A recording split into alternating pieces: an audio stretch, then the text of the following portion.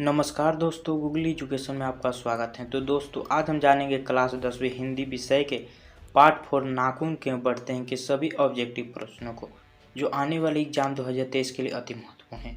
दोस्तों, आप अपने एग्जाम को अच्छे से प्रिपरेशन किया कीजिए, क्योंकि आपके पास केवल 2 माह बचे हुए हैं। तो दोस्तों, चलिए वीडियो को शुरू करते हैं। तो हमारा पहला प्रश्न है, नाखून का इतिहास किस पुस्तक में मिलता है? तो दोस्तों, इसका सही जवाब है ऑप्शन ए, कामसूत्र में। दोस्तों, नाखून का इतिहास कामसूत्र में मिलता है। तो हमारा अगला प्रश्न है प्रश्न 2, हजारी प्रसाद द्विवेदी ने डिलीट की उपाधि किस विश्वविद्यालय से प्राप्त किया? तो दोस्तों, इसका सही जवाब है ऑप्शन बी, लखनऊ विधि से। दोस्तों, हजारी प्रसाद द्विवेदी ने डिलीट की उपाधि लखनऊ विश्वविद्यालय से प्राप्त किया। तो हमारा अगला प्रश्न है प्रश्न 3, कहानी में चंद्रकांत त्रिकोण दंतुल वर्तुलाकार आकृतियों का संबंध मानव के किस अंग से है? तो दोस्तों, इसका सही जवाब होगा ऑप्शन ए, नख से। दोस्तों, कहानी में चंद्रकार त्रिकोण दंतुल वर्तुलाकार आकृतियों का संबंध मानव के नख यानी नाखून से है। तो हमारा अगला प्रश्न है प्रश्न 4, अलगता का अर्थ क्या होता है? तो दोस्तों, इसका सही जवाब होगा ऑप्शन बी, आलता। दोस्तों, इस क्वेश्चन को आप हाईलाइट कर लीजिएगा, क्योंकि ये बहुत ही इम्पोर्टेंट है। तो दोस्तों, इसका सही जवाब है ऑप्शन बी, आलता। तो हमारा अगला प्रश्न है प्रश्न 5, द्विवेदी जी को साहित्य अकादमी पुरस्कार किस रचना पर मिला था?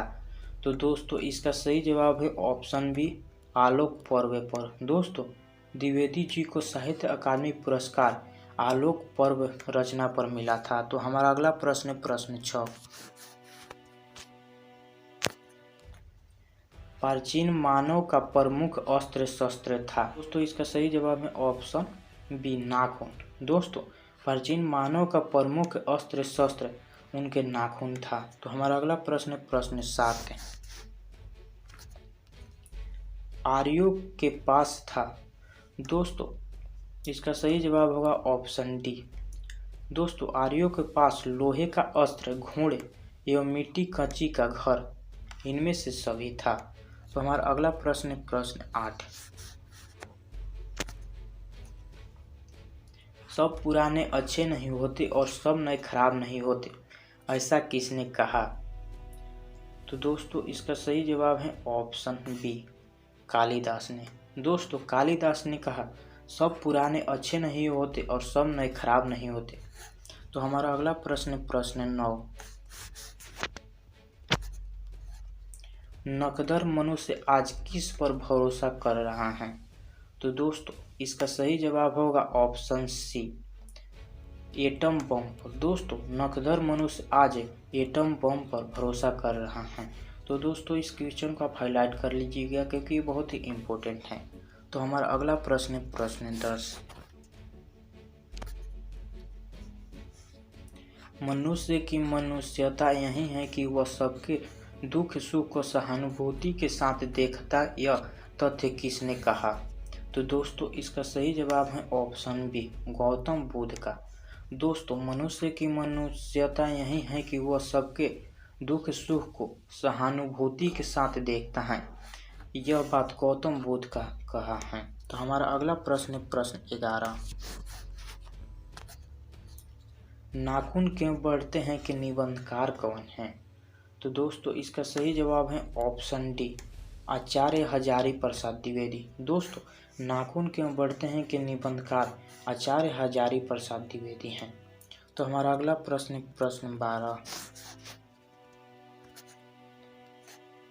आचार्य हजारी प्रसाद द्विवेदी ने साहित्य की किस विद्या में लेखन नहीं है?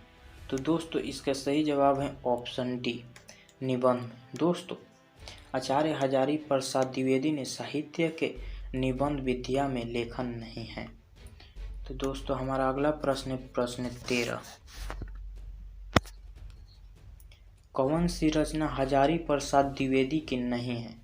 तो दोस्तों, इसका सही जवाब है ऑप्शन बी, माटी की मूर्ति। दोस्तों अशोक के फूल, वाणभट्ट की आत्मकथा, हिंदी साहित्य का आदिकाल, ये सारी रचनाएं हजारी प्रसाद द्विवेदी ने लिखी हैं। केवल माटी की मूर्ति हजारी प्रसाद द्विवेदी जी की लिखी हुई नहीं है। तो हमारा अगला प्रश्न है प्रश्न 14। द्विवेदी जी ने निर्जलन अपराधी किसे कहा है?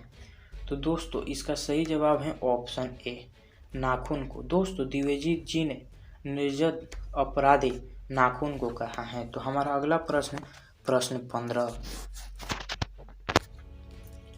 कामसूत्र किसकी रचना है? तो दोस्तों इसका सही जवाब है ऑप्शन सी, वात्स्यायन की। दोस्तों कामसूत्र वात्स्यायन की रचना है। 16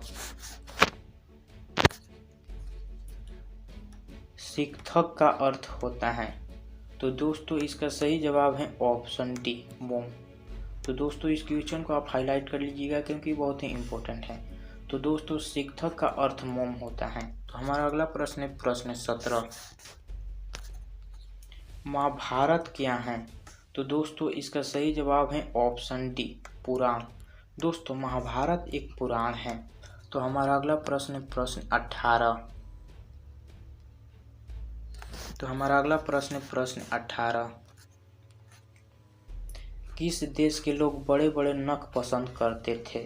तो दोस्तों इसका सही जवाब है ऑप्शन ए, गौड़ देश के। दोस्तों गौड़ देश के लोग बड़े बड़े नख को पसंद करते हैं। तो हमारा अगला प्रश्न है प्रश्न 19 से। हिरोशिमा कहाँ है? तो दोस्तों इसका सही जवाब है ऑप्शन डी, जापान में। दोस्तों हिरोशिमा जापान में स्थित है। तो हमारा अगला प्रश्न है प्रश्न 20। कौन छोटे नखों को पसंद करते थे? तो दोस्तों इसका सही जवाब है ऑप्शन ए, दक्षिणात्य। दोस्तों दक्षिणात्य के लोग छोटे नखों को पसंद करते थे। तो हमारा अगला प्रश्न है प्रश्न 21। नाखून क्यों बढ़ते हैं किस प्रकार का निबंध है? तो दोस्तों इसका सही जवाब है ऑप्शन ए, ललित निबंध। दोस्तों नाखून क्यों बढ़ते हैं एक ललित निबंध है। तो हमारा अगला प्रश्न प्रश्न 22। दधीची की हड्डी से क्या बना था? तो दोस्तों इसका सही जवाब है ऑप्शन सी, इंद्र का वर्ज। दोस्तों जो इंद्र के हाथ में वर्ज देखते हैं वो दधीची की हड्डी से बना था। तो दोस्तों इस क्वेश्चन को आप हाईलाइट कर लीजिएगा क्योंकि ये बहुत ही इम्पोर्टेंट है। तो हमारा अगला प्रश्न प्रश्न 23। महावीर प्रसाद द्विवेदी का जन्म कब हुआ था? तो दोस्तों महावीर प्रसाद द्विवेदी का जन्म 1907 ईस्वी में हुआ था। तो दोस्तों इसका सही जवाब होगा ऑप्शन बी। तो हम दोस्तों हमारा अगला प्रश्न प्रश्न 24।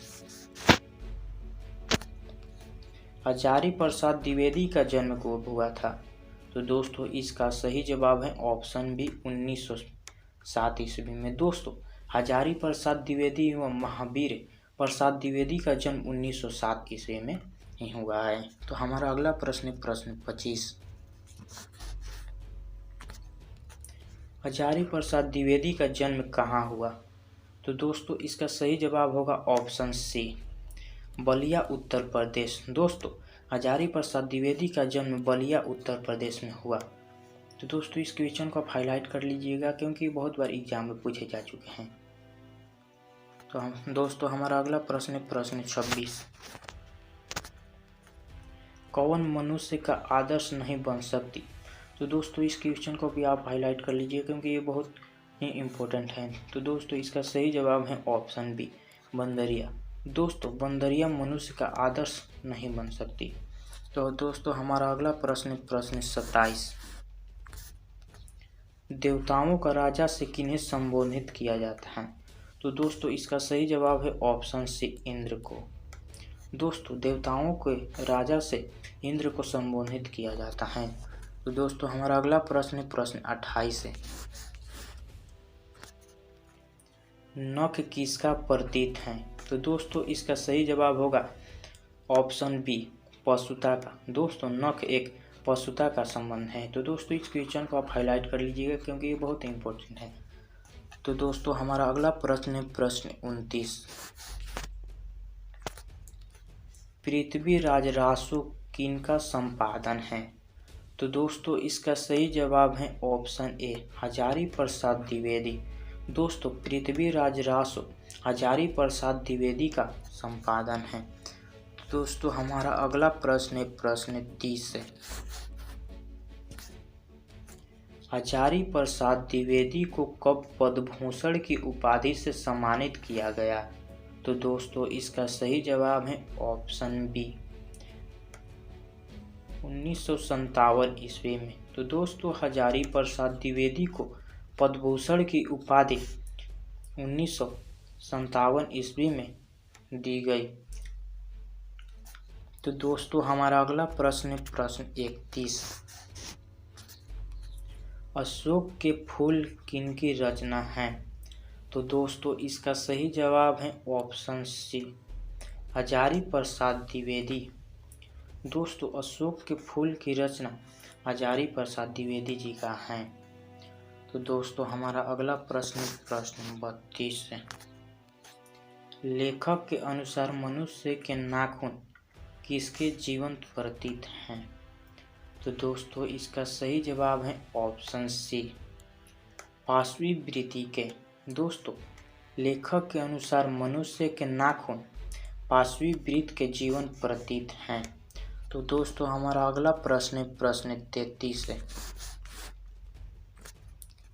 हजारी प्रसाद द्विवेदी की मृत्यु कब और कहाँ हुई? तो दोस्तों इसका सही जवाब है ऑप्शन ए 1979 ईस्वी दिल्ली में। तो दोस्तों हजारी प्रसाद द्विवेदी की मृत्यु कब और कहाँ हुई? तो दोस्तों इसका सही जवाब है ऑप्शन ए 1979 ईस्वी दिल्ली में। तो हमारा अगला प्रश्न प्रश्न 34। सहजात वृत्तियाँ किसे कहते हैं? तो दोस्तों इस क्वेश्चन को आप हाईलाइट कर लीजिएगा क्योंकि ये बहुत ही इम्पोर्टेंट है। तो दोस्तों सहजात वृत्तियाँ अनजान समृद्धियों को कहते हैं। तो दोस्तों इसका सही जवाब होगा ऑप्शन बी। तो दोस्तों अगर आप हमारे चैनल पर नए हैं तो हमारे चैनल को सब्सक्राइब कर बेल आइकन को प्रेस कर दे, जिससे आने वाली इसी तरह की वीडियो की नोटिफिकेशन सबसे पहले पाने के लिए। तो दोस्तों मिलते हैं इसी तरह के नेक्स्ट वीडियो में।